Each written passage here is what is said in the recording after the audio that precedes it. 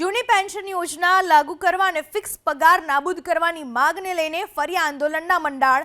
કર્મચારી મહામંડળે રાજ્ય સરકારને અલ્ટિમેટમ આપી 17 સપ્ટેમ્બરે રાજ્યભરની કચેરીઓમાં પેન ડાઉનની ચીમકી ઉચ્ચારી.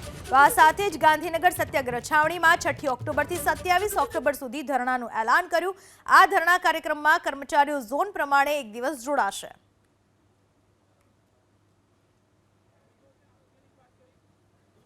છેલ્લા કેટલાય સમયથી સરકારને વિનંતી પત્રો લખ્યા હતા માનનીય મુખ્યમંત્રીશ્રીને અને 2022માં માનનીય મંત્રીશ્રીઓની બનાવેલી કમિટીને પણ પ્રશ્નોની રજૂઆત કરી હતી.